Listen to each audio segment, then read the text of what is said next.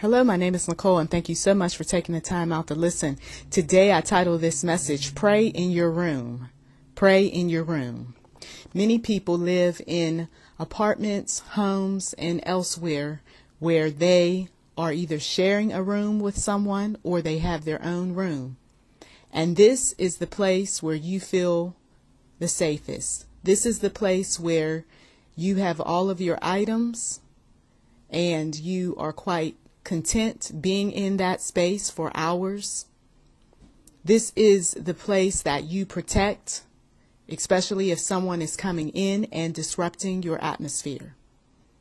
But in that room that many people are in, or in that room where there is just one person, what isn't going on is prayer. Everything else is taking place, but prayer isn't one of them. Everything is going on, but reading the Bible. Everything is happening, but positive music or positive shows. The types of things to elevate you spiritually. Nope. Some people are not doing that in their room. And so what happens is the enemy feels like he is welcomed into the room. That means that the troublemaker on the other side of the wall just might show up. That means that someone who is up to no good might creep in the middle of the night. That means that something might be taken out of your room when you are not around. Some of you all were supposed to secure your room a long time ago and never did. And so the enemy has his way. He takes the key and unlocks the door, or he messes with the doorknob so that he can come and go when he feels like it, or when he or she feels like they can disturb you, they will. The key, interesting choice of words, the key to surviving when the rest of the house is going through much, and let's say you are that one who prays, and you are that one who reads the Bible, and you are that one that keeps it positive in your room. The key is to be spiritually uplifted, spiritually strong, so close with the Lord that even when something occurs in that room, that you're going to survive, that you're not going to lose it, that you're going to be okay, that you are going to do whatever it is that you have to do to defend yourself in that room. I speak from personal experience. God reminded me of how important my room was to me as a child. When I finally got that opportunity to stop sharing a room with my sibling and ended up being able to move into a room that was on the top of the house. And this room eventually turned into my prayer closet. It ended up being the place where I was trusting in the Lord to change my situation. Because you see, you may not like that room, and you may not feel like it is safe, and you may feel like it is defiled, especially if you're sharing it with someone. And so you're praying in the room to be free of the room. During those moments when I was in my room, I also felt quite nervous at times, because I knew that at some point somebody was going to come knocking on the door, or somebody was going to ask me to come out, or somebody was going to say or do something that was going to change my atmosphere. I was in peace, I was focused, I was minding my own business, but someone was going to call me out.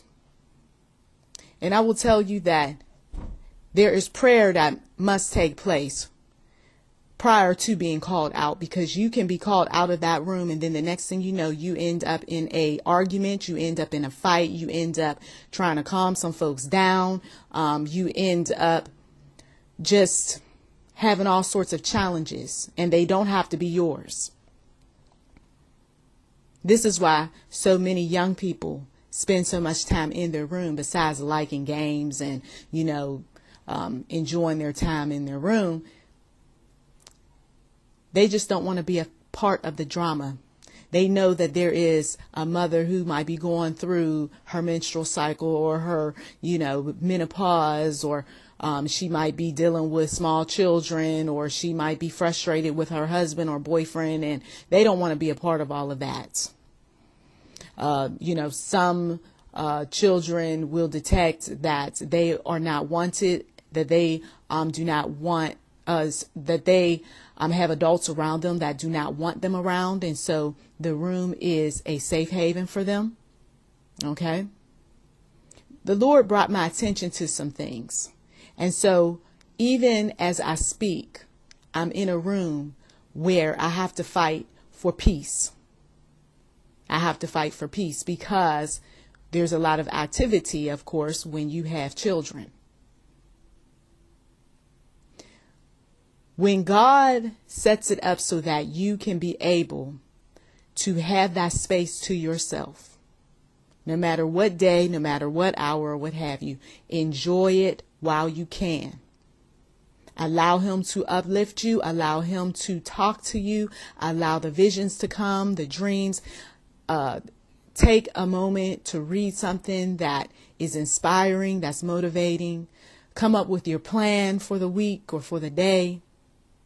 But make sure that your time in your room is productive, and make sure that you are getting some things done that you have been putting off for a long time. There's no sense in having that quality time where there is not a lot of activity and you are filling it up with frivolous things when you know that there are things that need to get done. Of course, some will be very defensive and even combative if you should disrupt them in their room.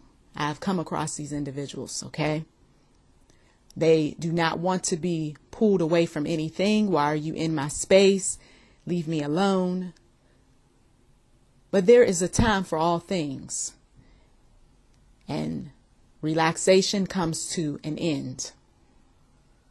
There is a time for all things. Work needs to take place.